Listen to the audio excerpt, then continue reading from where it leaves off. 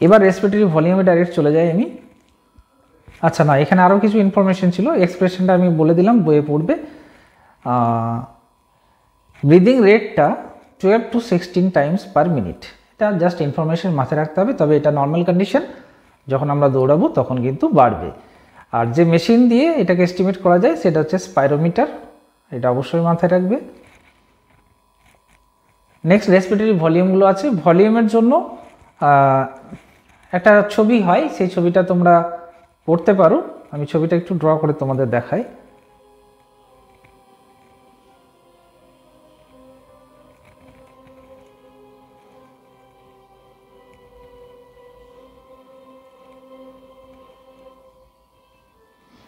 ধরে নাও এই লাইনটা, এটা হচ্ছে নর্মাল শ্বাস আমরা নিচ্ছি। হ্যাঁ, নর্মাল শ্বাস নিলাম, এটা তাহলে কত হবে? এটা হচ্ছে 500 ml, যেটাকে আমরা টিভি বলে থাকি, টাইডাল ভলিউম। প্রথমেই আছে সেটা টাইডাল ভলিউম। এবার টাইডাল ভলিউমের ওপরে ধরো এটা আমি শ্বাস নিচ্ছি, আমি আরেকবার আঁকতে আঁকতে বোঝাই। এটা আমি শ্বাস নিলাম, উপর দিকে উঠলো, শ্বাস ছাড়লাম, নিচের দিকে নামলো, আবার শ্বাস নিলাম, উপর দিকে উঠলো, এবার জোরে শ্বাস নিলাম, অনেকটা উপরে উঠে গেল। এই যে ম্যাক্সিমাম রেঞ্জটা,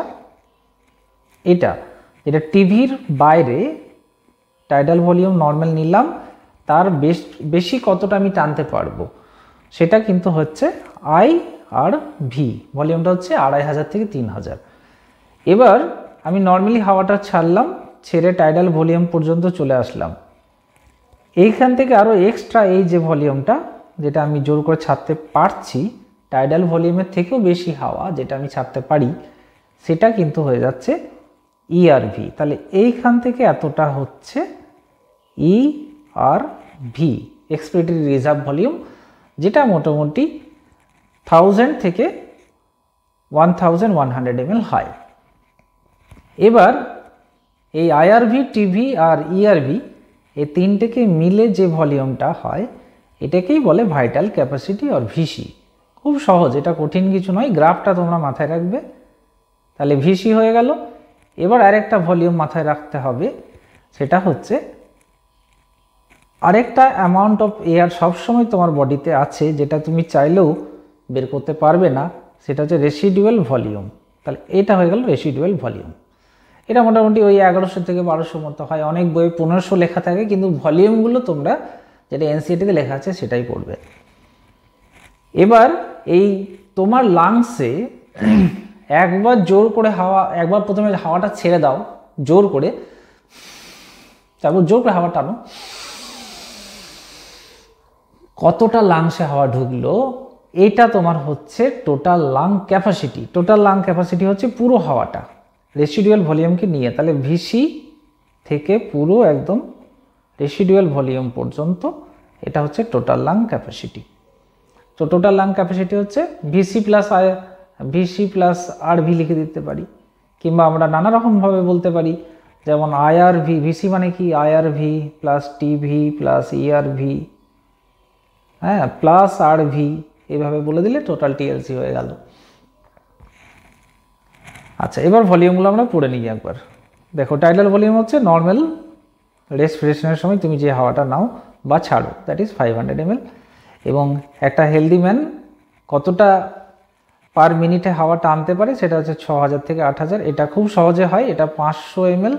আমাদের ব্রিদিং রেট যদি আমরা 12 বা 16 ধরে নিই, তার সাথে মাল্টিপল করলে দেখো 5 12 60, 6000 হয়ে গেল।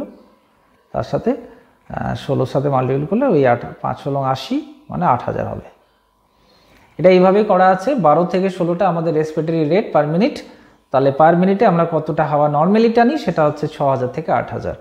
নেক্সট আইআরভিটা হচ্ছে এই যে বললাম, additional volume of air a person can inspire by forceful inspiration. এটা টিভি নর্মাল যেটা টানলাম, এই যে, তারপর যতটা টানতে পারছি সেটা 2500 থেকে 2500 থেকে 3000 টাকা, 3000 সরি এমএল, এক্সট্রিমলি সরি, এমএলটাকে টাকা বলে ফেলছি।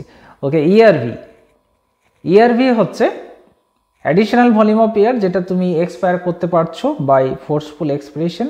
এটা 1000 থেকে 1100 ml পর্যন্ত হয়।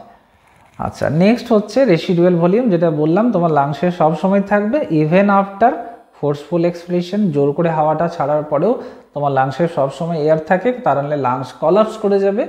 হ্যাঁ, কলাপস করলে এটা নিউমোনিয়া হলে বা আরও কিছু লাংসের ডিজিজ আছে, যখন লাংস কলাপস করে যেতে পারে, মানুষের মৃত্যু পর্যন্ত হতে পারে। কিন্তু নর্মাল কন্ডিশনে কখনোই লাংস কলাপস করবে না। লাংস কলাপস করার কন্ডিশনের জন্য আরও সারফাকটেন্ট থাকে, তার রোল থাকে, কিন্তু অ্যাজ সাচ সারফাকটেন্টের রোল তোমাদের বইয়ে দেওয়া নেই, তাই আমরা এগুলো বলবো না। তাই 1100 ml থেকে 1200 ml তোমার রেসিডুয়াল ভলিউম। এবার ক্যাপাসিটিগুলো দেখে নাও। ক্যাপাসিটি মানে হচ্ছে তুমি কতটা ইন্সপিরেশন করতে পারছো, মানে হাওয়া কতটা টানতে পারছো। সেখানে তোমার টিভি থাকবে, তার সাথে আইআরভি থাকবে, যেটা হচ্ছে আইসি। তাহলে আইসির ফর্মুলা বলে দিয়েছি অলরেডি, ভলিউমগুলো এখানে লেখা নেই, তোমরা অবশ্যই লিখে নেবে। 2500 থেকে 500 মানে 3000 হয়ে গেল, থেকে 3500 এটা রেঞ্জ। এক্সপিডির ক্যাপাসিটি মানে তুমি কতটা হাওয়া ছাড়তে পারছো প্লাস টাইডাল ভলিউমকে যোগ করে নেবে, সেটাও 1500 থেকে 1600 দাঁড়াবে। ফাংশনাল রেসিডুয়াল ক্যাপাসিটি হচ্ছে volume of air that will remain in the lungs after normal expression. মানে নর্মাল টিভিটা ছেড়ে দিলাম, 500 ml ছাড়লাম, তাহলে আমার লাংসে কতটা আছে না, ইআরভিটা পুরোটাই আছে, যেটা আমি ছাড়তে পারতাম কিন্তু ছাড়িনি। তাহলে ইআরভি আছে, তার সাথে হচ্ছে আরভি, রেসিডুয়াল ভলিউম তুমি চাইলেও পারবে না। তাহলে ইআরভি প্লাস আরভি হয়ে গেল তোমার ফাংশনাল রেসিডুয়াল ক্যাপাসিটি।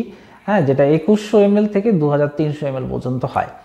এবার ভাইটাল ক্যাপাসিটি দেখো, maximum volume of air a person can breathe in, মানে যতটা হাওয়া টানতে পারি, আফটার এ ফোর্স এক্সপ্রেশন। মাথায় রাখতে হবে তুমি অলরেডি হাওয়া টেনে বসে আছো, তারপরে আর বেশি হাওয়া তুমি টানতে পারবে না। প্রথমে হাওয়াটাকে পুরোটাকে ছেড়ে দিতে হবে, ছেড়ে দিলাম, তারপর দেখো কতটা টানতে পারি। এই যে ব্যাপারটা, মানে পুরো ইআরভিটা বাইরে বের করে দিয়েছিলাম, তাহলে ইআরভিটা আবার ঢুকবে, আর টিভি ঢুকবে সাথে সাথে।